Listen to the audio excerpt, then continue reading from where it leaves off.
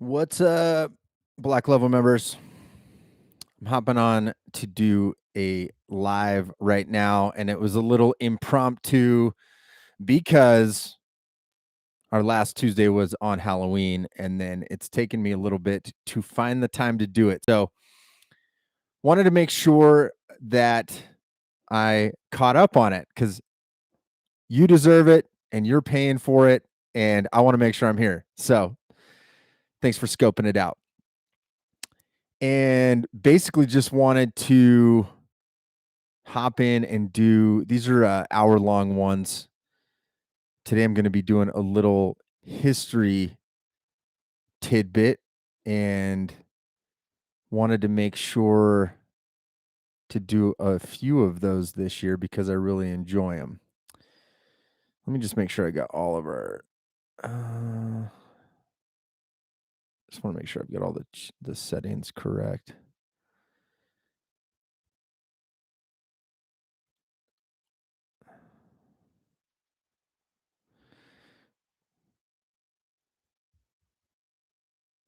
Okay.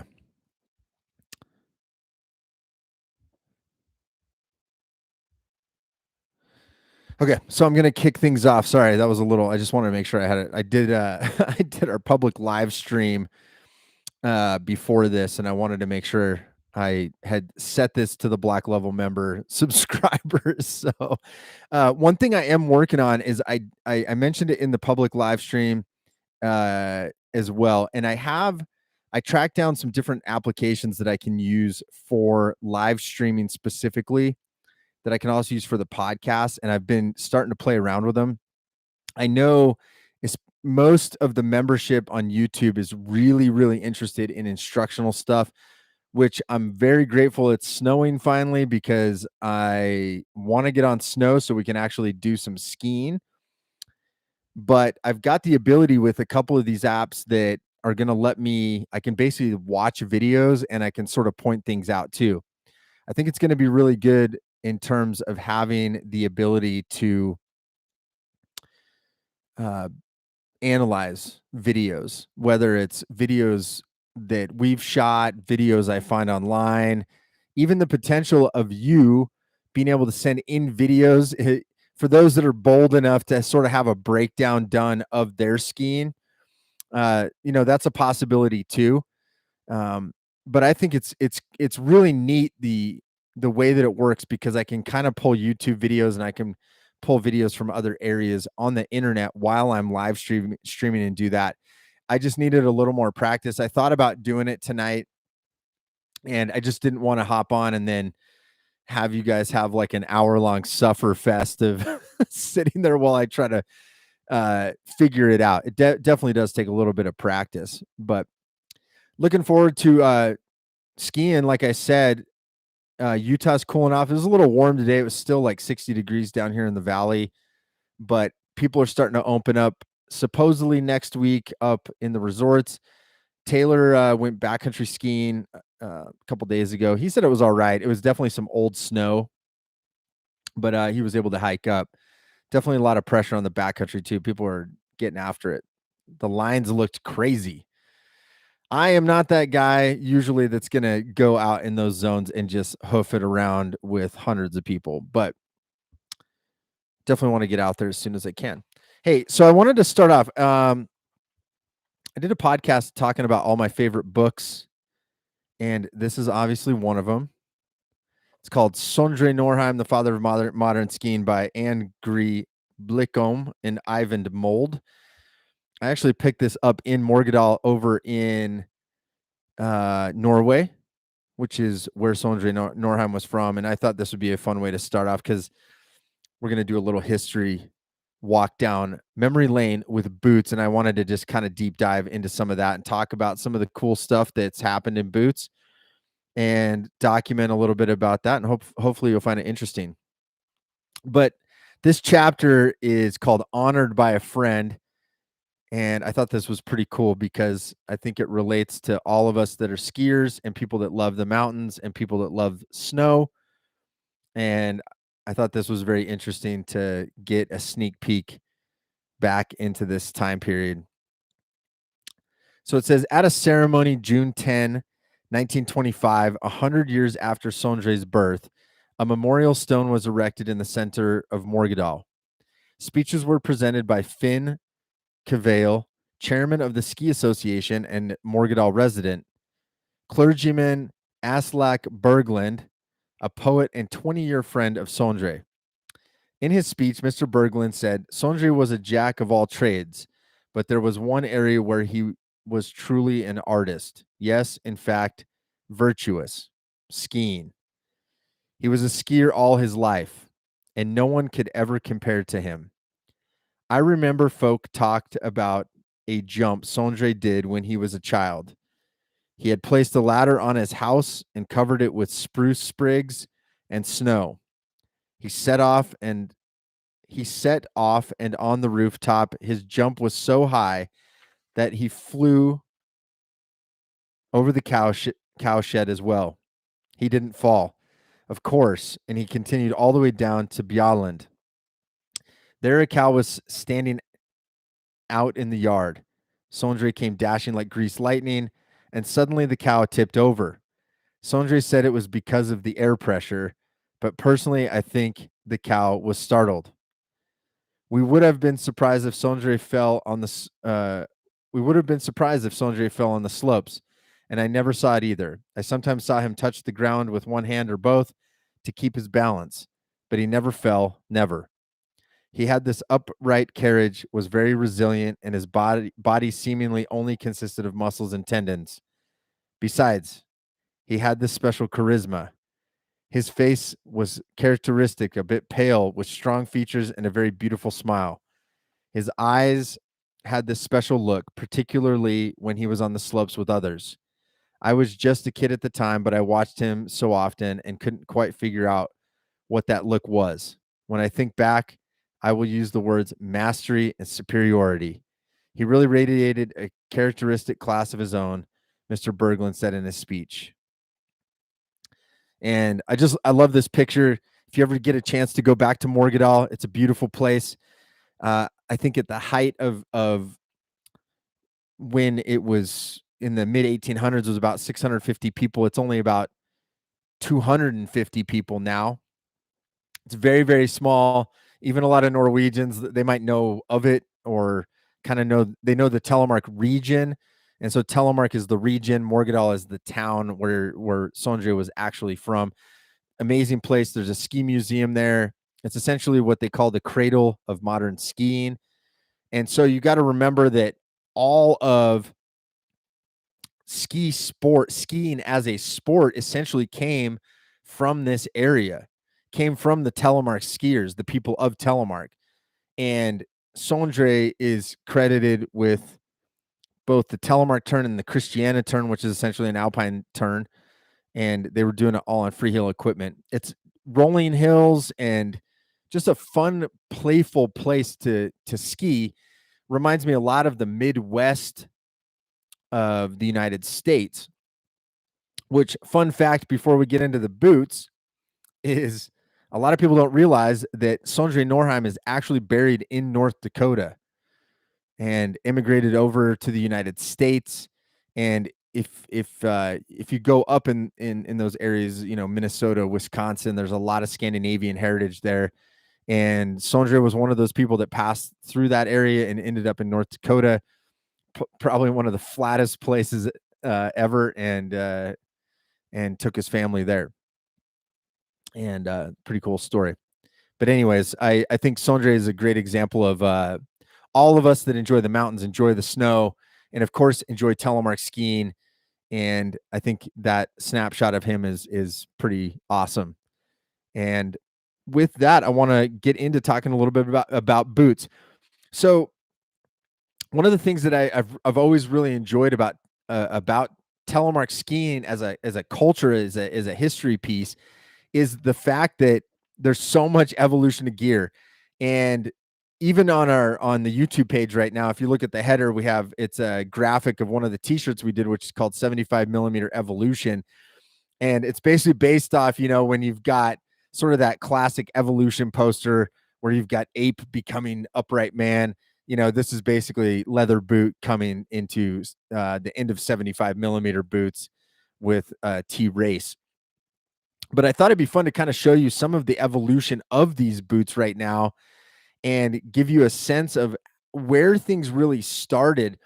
Now, I don't have a boot from the mid 1800s from Sondre Norheim and his era, but I have tried them on, and I've definitely trying to think if I actually skied in them. I'm pretty sure we did try that.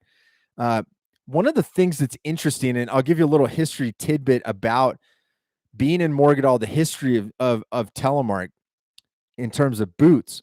So one of the things that surprised me when I first went to Morgedal, the very first time I think was in 2012 when I went there, is the boots were surprisingly soft, like very, very soft. And the cowhide that they were using, the leather just wasn't that thick. Not like a leather boot that we would think of in today's standards or even the 1980s. Like, a single leather boot that we'll actually show you, or I'll show you some of those today. Those are still pretty flimsy. I would call these even flimsier and less supportive. But if you ski the bindings that they were using in Morgedal, they were very, very active bindings, and they were made out of birch. The pivot point on them was incredibly active. So it felt like a stiff binding. And so the binding actually, and that's just a little side note to keep in mind, is a lot of people think, oh, the history of Telemark, it's about 3-pin and leather boots. It's not actually that. When you go back to the roots, the actual roots of where Telemark started, what Telemark skiers in Telemark were using, it was actually a very active binding. And it had a heel piece on it because they were Telemark skiers were just as much jumpers as they were people that turned and also walked around. So the playfulness of skiing was all wrapped in to this area and what you're doing. But back to the boots, the coolest part that I learned about these boots, because I looked at them, we tried them on. I'm like, these are the flimsiest boots ever. I'm like, how could you even drive a ski? And they told us that what they would do is soak them in water and they would leave them outside the house in the bindings and they would freeze overnight. And this is how they got stiff boots. So if you think about, they were innovating ways to get stiff boots. Now, obviously they needed the flex. And I think that's one thing I've learned over the 30 years of being a Telemark skier is you need a nice, soft, even flex on the sole of the boot. But that stability side to side is very, very, very important. We're going to see that as I kind of take you through the history of the boots. But I'll never forget that they were willing to leave their boots outside freezing cold in order to have a stiffer upper boot. I mean, the whole boot was stiff, and that allowed them to utilize the bindings for skiing and jumping in a better way. And that was obviously through the 1800s. Telemark really kind of came back, and I'm going to kind of jump ahead nearly 100 years, because it's not until we get to the early, like kind of middle 1970s in the US, and usually the story is credited with a group in Crested Butte. If you haven't listened to the podcast that I've done with Keith Calhoun, that's a great podcast to go listen to. And there was a couple groups that had started. Generally, there was a guy, Rick Borkovec, was sort of credited as one of the early ones in Crested Butte. And, the way, and I still have some history to be digging up and try to piece all of this together. The Telemark turn existed, obviously in the mid 1860s all the way, and, for this 100 years, but there's definitely some gaps in there, There's one book that I know was referenced, I believe, by some of these Crested Butte people in the 70s. That was a book by Stein Eriksen, who was a famous alpine skier from Norway. And there was a picture of his father. I think the book's called Come Ski With Me. And there's a picture of his father doing a Telemark turn. And I think what happened in the 1970s is people wanted to get into the backcountry, but they also were looking at sort of this curious turn that they were seeing these old pictures of, which was the Telemark turn. And really what ends up happening in the 1970s is you end up with a much more light Nordic setup that is now being used as Telemark, but it's definitely with a backcountry focus on it. Okay. Because if you look at the skis and the boots and the bindings of the 1860s that I was just referring to, yes, they were traveling around, but it was a wider ski. It had side cut and a heel binding so they could jump and they could make good turns and maneuver a lot. But the 1970s sort of they're looking at it and saying, I can try to make that turn that I'm seeing in the picture, but they're using lightweight Nordic gear. So if you go back in time, what was available as Nordic skis were actually skinny, what we now think is old school Telemark, skinny, tall, like 210 centimeters, 200 centimeters and above, skinny skis, maybe with edges, but that kind of came later. A lot of those early Nordic skis might have even had what was called a lignostone edge, which is it's almost like imagine like a really hard wood. It's called lignostone. I've got some really cool Osnes skis that have this lignostone in them, and it's pretty awesome. It's like it's an edge, but it's wood, almost like petrified wood. I need to do some research on that, but lignostone, look it up. It's super interesting. And these leather boots. So let me pull up some of the first ones that I got here.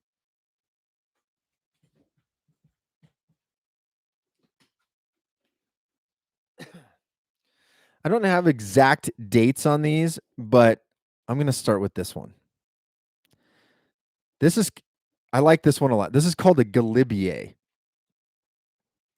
And you can see, I mean, it's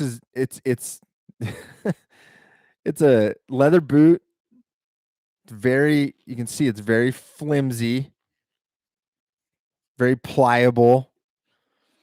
And, this is like old world craftsmanship, the way the midsole was built. I mean, it's very much like something that a cobbler could work on.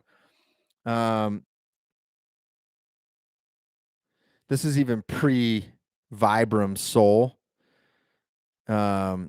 which come into some of these boots later on. I always love this part too. This is kind of interesting. Is look how square this heel is, and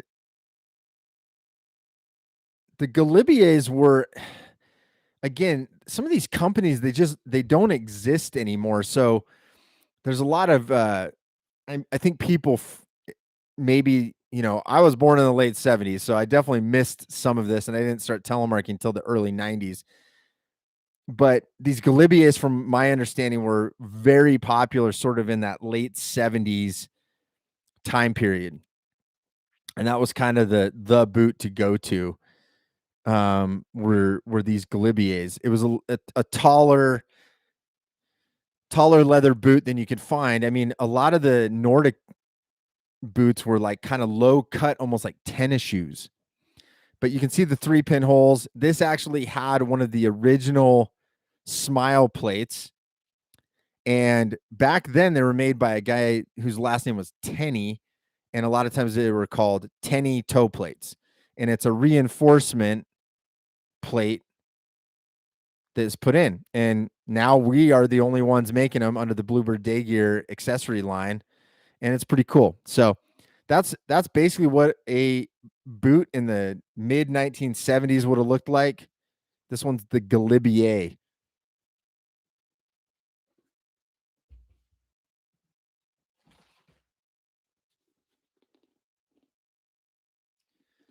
So as we get into sort of the early 1980s, this is very similar to the Galibier in terms of performance. This is actually in a solo snowfield, and This is actually my first Telemark boot that I started with. So like I said, I didn't start till the early 1990s, but this is what was kicking around in my garage. And when I read a book about telemark skiing, this is what was around. So that's what I used because I thought that's what you used. And I'll show you more what was probably around in that early um in 1993 when I started telemark skiing. Um, but this was, this is what I started on. Very similar, very pliable. I mean, these things can just fold, right? Like there's no side to side stability. So, like I was saying, keep in mind that freezing of the boot that used to happen in Morgedal and in the Telemark region. They were trying to get this to go away because they were having the same floppy boot problem. And that's what I always think is interesting about coming back to floppy boots in the 1970s because of what was available in the Nordic world. And it's like, I always think we kind of, American freeheelers kind of almost took Telemark back in a different direction than maybe if they had talked to somebody in the 1860s like Sondre Norheim. They might have been like, hey, get stiffer cuffs, keep the sole flex nice, but make sure to keep stiffer cuffs without having to, maybe you don't have to freeze your boots anymore, but do that. These are kind of fun. This is a fun little history tidbit too. So by the time I was telemarking, I really was interested in cable bindings, and newer solo boots had a groove in the back. I actually took this to a cobbler that did resoling for climbing shoes and resoled Vibram soles like these. And I had to match the groove to a Revo 1 cable binding that Black Diamond was making. And so that's why that groove's a little thicker. But one of the things I really love about all the boots that people donate and bring in, it's they're a history piece that's frozen in time.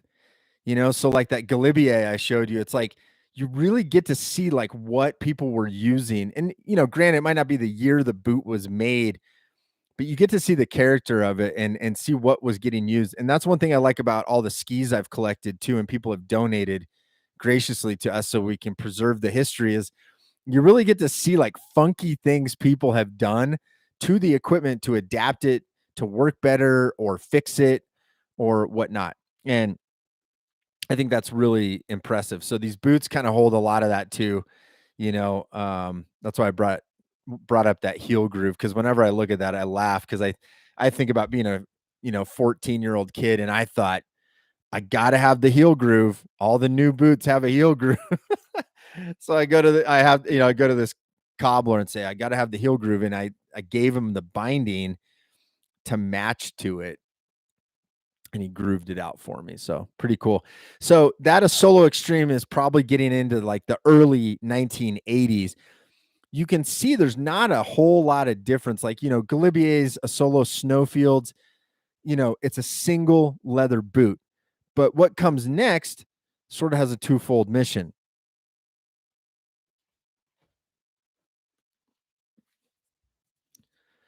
So this is actually a Scarpa boot, but this patch is Fabiano. That's how you know this is a Fabiano boot. And Fabiano was a company that had the North American distribution for Scarpa. And basically this is sort of the next iteration of a boot. So this part of the boot looks very similar to the Solo Snowfield that I just showed you, but you'll notice that it's got this upper part. And this is actually what we call a double leather boot. And this inner part is actually a boot that comes out. Think of it as like a liner in a modern plastic boot. This liner can come out. And so, we've got nice firm leather here. It's starting to get a little beefier, definitely on the lower end. You've got a lot more stiffness to the lower portion of the boot. this is still pretty soft up here. This double boot inside adds some stiffness and support. Also, from a backcountry perspective, these could come out and get dried at night in a tent near a fire or whatever. And it was a method of keeping your feet dry too. From my understanding, I actually have never used a double boot in that capacity. So I'm doing my best to put the pieces together. But double leather boot, there's that heel groove I was talking about. You can see that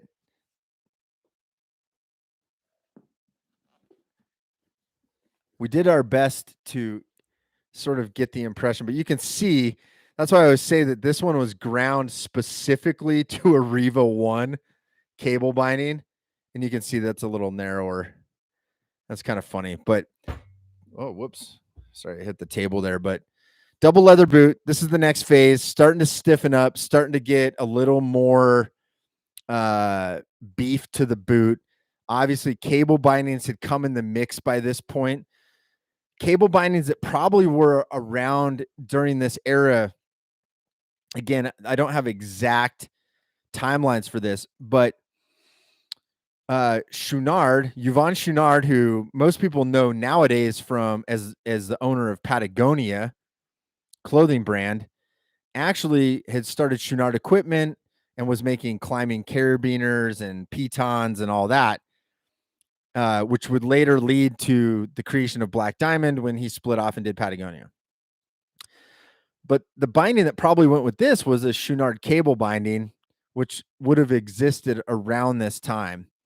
And Chouinard made a 3-pin binding. Actually, in historical, it's actually a great 3-pin binding still, like very beefy in the way that it was made, aluminum toe piece.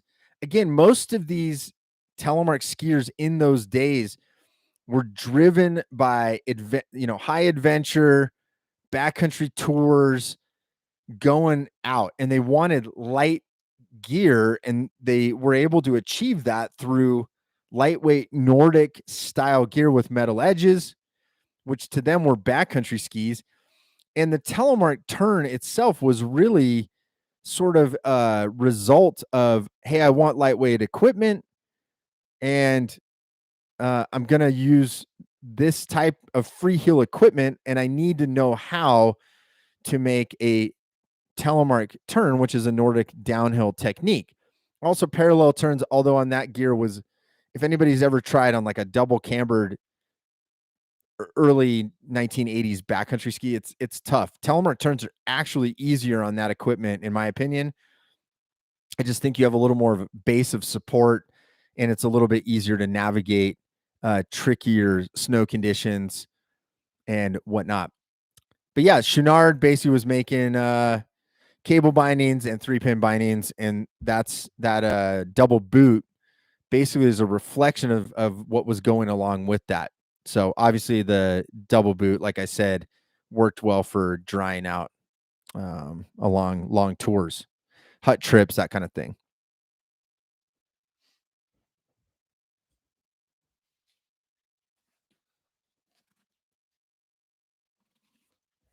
Okay, so as we get into double boots, we start getting into like the mid to late 80s. This is what we're starting to see. Okay. And this is sort of a combination of a lot of things we've seen. And then obviously you got buckles. So you've got the leather boot. It's starting to get a little bit taller. And this is a very reinforced, probably some sort of plastic reinforcement or something inside of the boot. This is stiff compared to the other ones that we were doing or that I was showing you. And then you'll notice it has a double boot. So technically it's a double boot, but this is a much higher liner that's going inside the double boot. So you've got even additional height, and it's going to create more stiffness. You can see, that's a thick, much closer to a tongue style liner that you'd find in a modern boot now. And lace ups here, this is Scarpa. Obviously, you can see from the logo. Scarpa boot. And then I think these help us know which generation they were. Obviously 1980s, sort of day glow, ratchet buckles, and probably, close to what you'd see on a snowboard from that era, like a nice snowboard binding.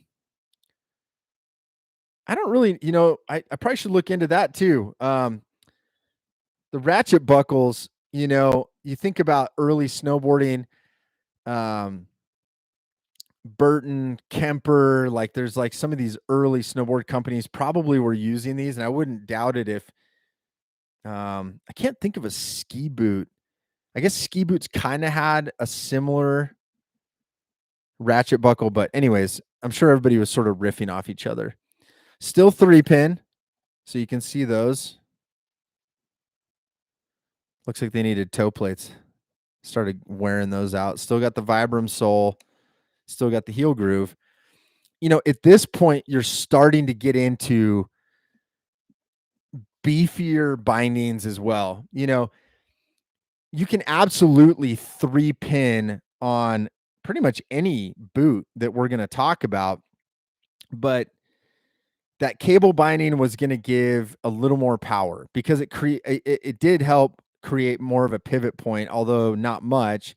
It was still probably kind of on the toes, but you start getting in this battle in that part of history where the bindings are trying to keep up with the boots, and then the boots need a more aggressive binding, and you kind of end up in this interesting sort of binding and boot race, and they're trying to kind of always match up with each other, but there's always issues along the way, and bindings would start tearing out of the skis more regularly because there's too much force on, there's only 3 screws.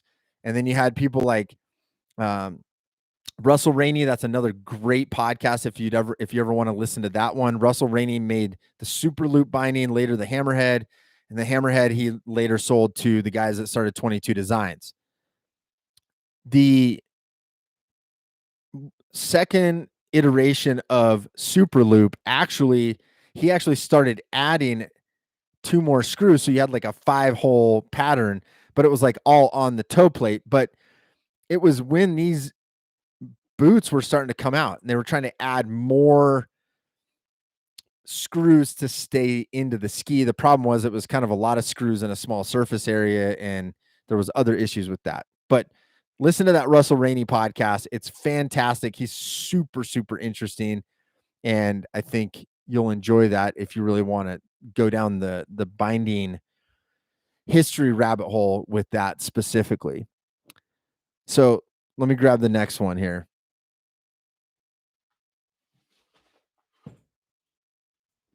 Okay. So here, this is actually a Garmont leather boot in pristine condition, I might say. I don't think this thing ever got skied. So that's, again, graciously, people have shared so much stuff with us, and it's really cool because I can do stuff like this where we can talk about it. Full leather boot, reinforced, like I was saying, very stiff all the way up. So it's more like we're getting, that's why I wanted to tell the story about freezing the boots, because you can see now as the evolution from the 1970s, essentially people are trying to get more performance out of the boots. And it's always on this stiffness here. Now, this part is still pretty soft in terms of leather. It's not like they reinforced this. And it really is because you need that soft flex to make good Telemark turns. That's something I've learned over the years too with skiing, especially when I was younger. You were like in this search for like, I need stiff bindings, I need stiff boots, I'm trying to charge.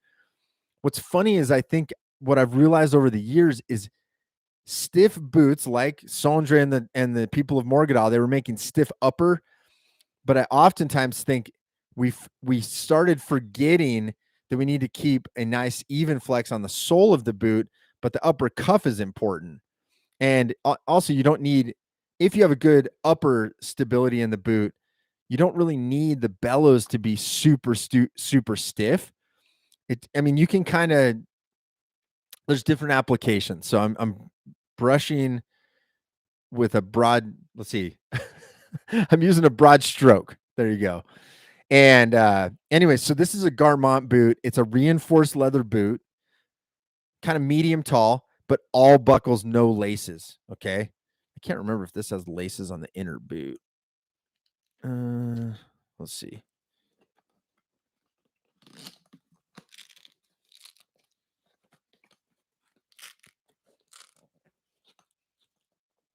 Yeah, this does not have laces. I mean, this really looks like, when you look at it, it looks like a plastic boot. It's kind of got sort of that little snow gaiter that's sort of built in, and really of similar to what is to come in plastic boots. But that's sort of the next iteration. Again, 3-pin compatible. Like I was saying, nothing really changes. Everyone started using Vibram soles because they're better. You notice the Galibiers didn't have them in the 70s. But at this point, we're at full buckle leather boots. Craftsmanship is amazing on these, and just a beautiful work of art, and very cool to look at, and fun to ski. I haven't skied this exact model, but similar models to this.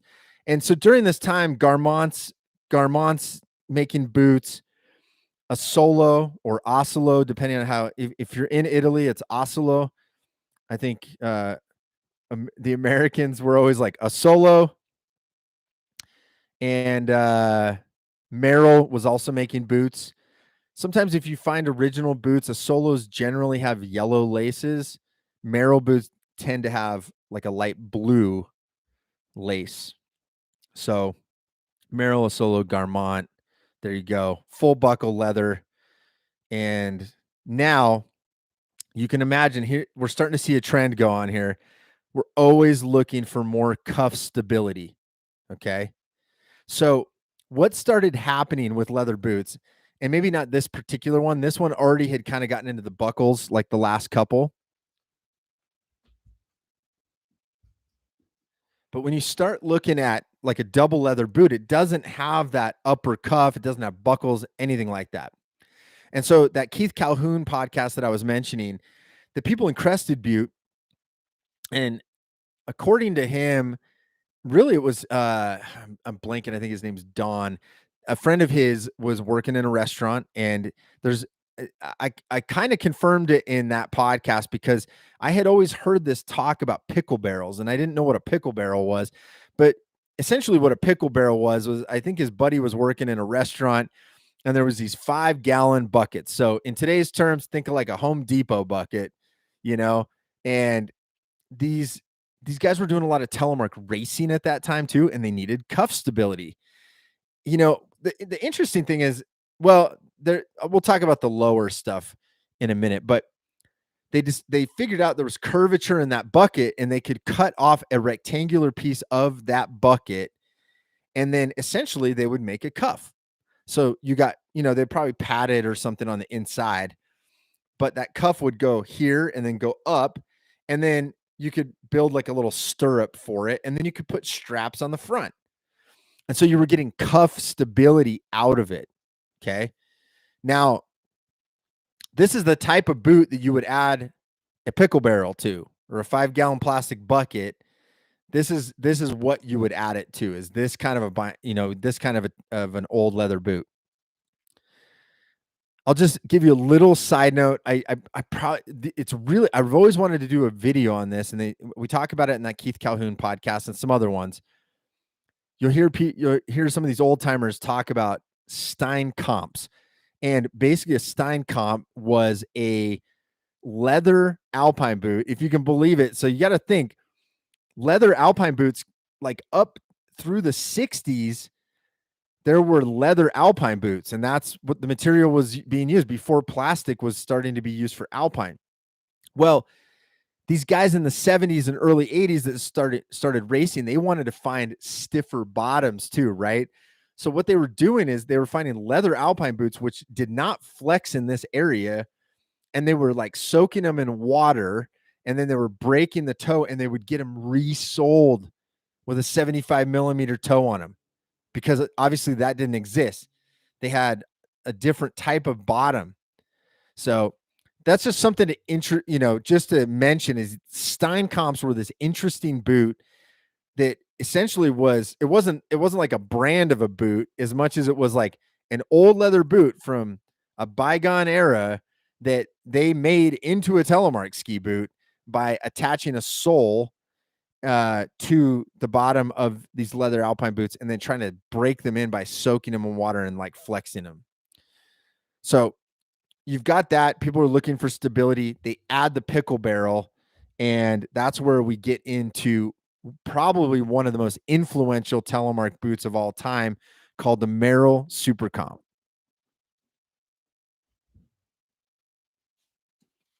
And here it is. So after the pickle barrel thing is happening and you're basically seeing, imagine what I just described. Now you're actually seeing Merrill takes a stab at building a boot that essentially has come to light through people just DIYing it, doing it themselves. So here's what we have. We've got leather boot on the bottom. And I used the double boot for a reference, but just to kind of show you what I was talking about, I mean, you're looking at a pretty similar style boot. Now, Merrill got rid of the laces on the inside, but they added this is an inner boot. Okay, so you have a liner that basically looks obviously like a tall alpine style liner that's going inside the boot, can be pulled out and dried. 3 buckles and a power strap. Okay. So you got that bottom power strap and the 3 buckles. Oh, I'm sorry. We can call this the power strap. This is like a bottom power strap. Pretty slick. And you've got this white plastic cuff. And there's variations of this. There's like a purple one. There's like a funky green one that like comes down lower. But when I think of getting into Telemark in the early 90s, this was the boot. When you saw legit Telemark skiers, most of them were wearing this. And they were true just, mountain badasses, And, I remember because I'm skiing around the little leather boots at first, and then I'm seeing guys like this, and I'm like, whoa. I'm like, what is that? Funny enough, it's probably at a time where the pants were probably high enough that you could see the cuffs sticking out a little bit. But, binding pairings with these, like I said, maybe Chouinard cable bindings. Again, you've got three pin compatibility. You're probably seeing some Volley cable bindings at this point. Like I said, Chouinard. You're probably getting into Riva 1, which is Black Diamond had come out, and also the Super Loop, which I brought up with Russell Rainey. And you had a Super Loop. That was kind of the combo I was always seeing back then is Super Loop Generation 2 mixed with a Merrill Super Comp. And I just thought, man, that is the coolest looking thing.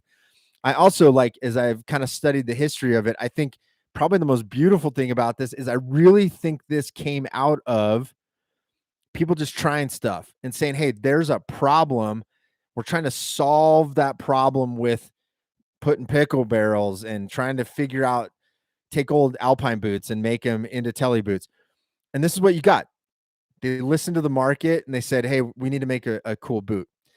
This now leads into the most revolutionary boot that has ever happened. And that is the Scarpa Terminator. So 1992 rolls around and we finally get a plastic boot by Scarpa. And this is a huge accomplishment when you think about it, because going to plastic was pretty difficult, and I've been over to Oslo. Oslo is the town where Scarpa is actually from, and a lot of ski boot companies are out of there, like La Sportiva and yeah. Anyways, there's a lot of climbing and shoes. It's like a footwear area of Italy. But talking to Davide, the guy that actually created this, I mean, this was not an easy task. And there was a lot of difficulty because you're coming from like the Merrill Super Comp, you're trying to get all of the flex correct. you know. And in today, anytime a new Telemark boot has come out, and there's been talk of Scarpa working on a new boot now. And that's always, I think, the biggest issue when you go back through history and you start learning about all this stuff, is getting the flex correct for Telemark is so unique and difficult. And, I think the public doesn't necessarily understand that. Like, I mean, you figured it out already. You've been making boots since the 90s. But, it's tricky. And as materials change, you really have to understand that it isn't that easy. So 1992, Scarpa Terminator comes out, and I just showed you the Merrell Super Comp. So you can imagine, like, people looking at this, there was a lot of hate towards this boot too. There was a lot of people that loved it, and then there was a lot of people that were like, you can never get the flex of leather, so why would you wear a plastic boot? And people thought this boot is almost like NTN now. People look at NTN and they're like, NTN's not Telemark. That is this boot. People saw this boot and they're like, that's not Telemark skiing, just because the flex was different. So what they had to do was they had to come up with what we now call a bellow. Sometimes you hear people call it a baffle. I think it's more widely accepted as a bellow. Notice one thing with this too, though, is the bellow is straight across, which changes later on. And I just wanted to point that out. You've only got two main buckles, and you've got the power strap on top. Tall boot as well. Ski walk mode to give it some cuff motion, which actually on those Merrell Super Comps,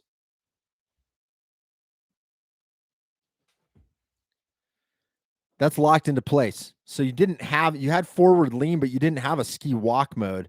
So these are pretty chunky boots. I mean, walking around in them. Three pin compatible, still got the heel groove. Okay. So this is where it really changes. And along with the Terminator, they put out the T2, which is basically the Terminator 2. Same thing. It's matte, kind of that matte black color. And this is it's also a two buckle version, but doesn't have the top, and it's just shorter. So a lot of people, including myself, I actually got the second generation of these, probably like 1994-ish, 95, when the second gen color came out, because honestly, the Terminator was almost too aggressive. Everyone was looking at it like, not only is it stiff, lateral stiffness, the bellows stiff, but the tallness of that boot, I think, really threw people off in a lot of ways. Even though the Super Comp was tall as well, this, from my memory, this was sort of like what people were talking about, because you got all the performance that you needed. You didn't really need the height, of a taller boot. Honestly, the performance of this and like a Super Comp, I ski like this old version. I have a pair of these, the second generation ones still, that I go out and ski. They're fun. I mean, it's you put it in a 3-pin setup with like a 200 centimeter pair of skis, and it's super fun, or an easy cable binding. Honestly, the low cuff gives you a different sensation skiing, because you have your leg just moves a little bit different when you're locked in with that forward lean on a Super Comp, or even like a original pair of Terminators. It feels different. And I think that's the common theme as we go throughout Telemark's history, is every setup, boot and binding, determine the feeling that you're going to have. And that's a beautiful thing. And it can be a tricky thing too, because when you go to get new gear, you end up with stuff you don't like because it doesn't feel the same, So that's where that comes from. So the Terminator comes out in 1992, and that sets us on this trajectory of plastic boots. So like I said, you had Terminator, you had the T2, second generation Terminator and T2. And finally, actually, I want to show you one more. Hang on.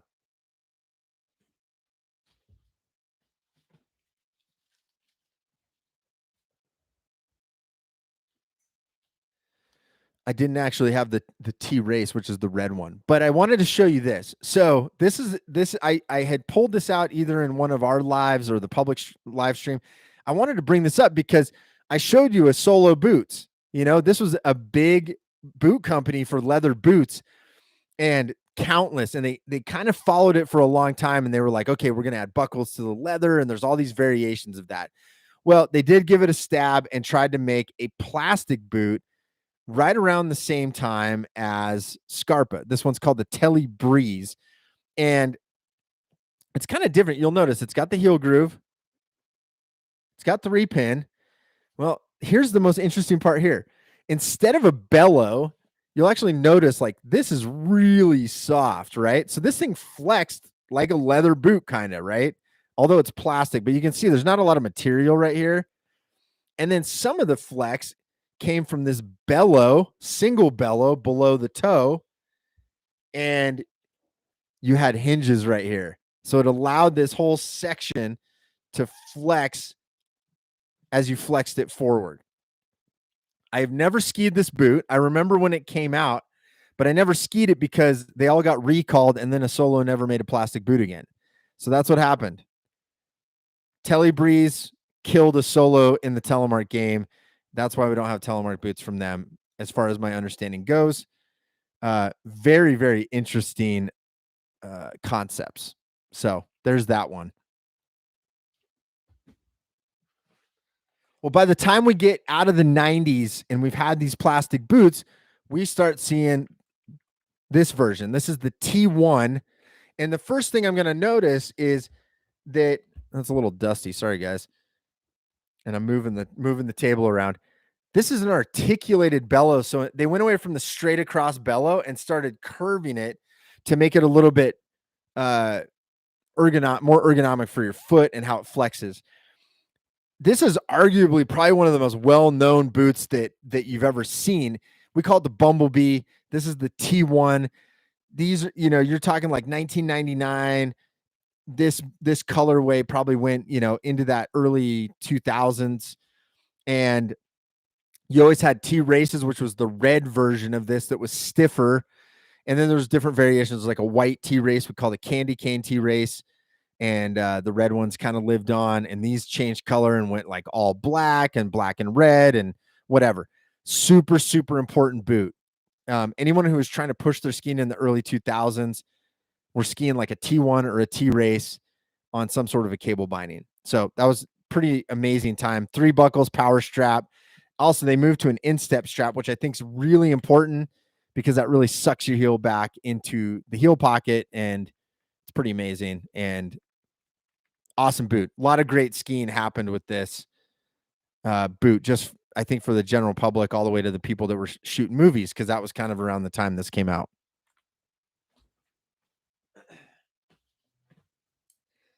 Now, as you get into more of the 2000s, you're still seeing this kind of stuff. This is a T2 Eco. This is actually the current colorway, but Scarpa starts making like variations of the T2. I don't have the blue one that kind of goes with that T1 Bumblebee that I showed you, but you get the idea. They stuck with sort of a 2 or a 3 buckle boot and kind of kept that going. Heel groove still got 3-pin holes and 3 buckle boot. The inner liner continues. They've moved to heat moldable liners at this point, like that the T1 I just showed you, the Bumblebee, not heat moldable liner, just was this fabric liner with different material, and that's what it was. These are much more comfortable and has come quite a long ways through different iterations. And then finally, although this is the current colorway, in 2008 we get NTN boots. The very original was called the TX. It was an orange boot and it was super stiff and everyone hated it. And then they made a softer version of it. But the TX was the original NTN boot. This is what we call the TX Pro. It's had a couple color variations since it came out. Most people remember sort of the Halloween looking one that's black and orange. And then this one's been out for a number of years. I want to say like 5 or 6 years you've had those. And there was a yellow, more of a Bumblebee style one earlier on. Anyways, TX Pro, obviously we've now moved. There's no duck bill, but we've got what we call the duck butt. And this has changed the way that we fasten our boot to the skis. Okay. NTN stands for New Telemark Norm, but you can see we've still got the bellows, articulated bellows, all the buckles. This is a 4-buckle with a power strap, ski walk mode. Still got the Vibram sole. So, basically, this whole boot history is just to show you like how things have built one upon the other.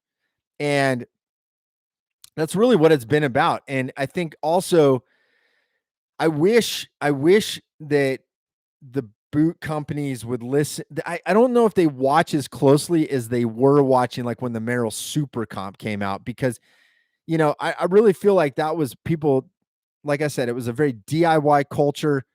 We're gonna change this, we're gonna make it our own, we're gonna put pickle barrels on here. And then Merrell, really looked at that and said, hey, we're going to make a boot that looks like that, but like in a production model.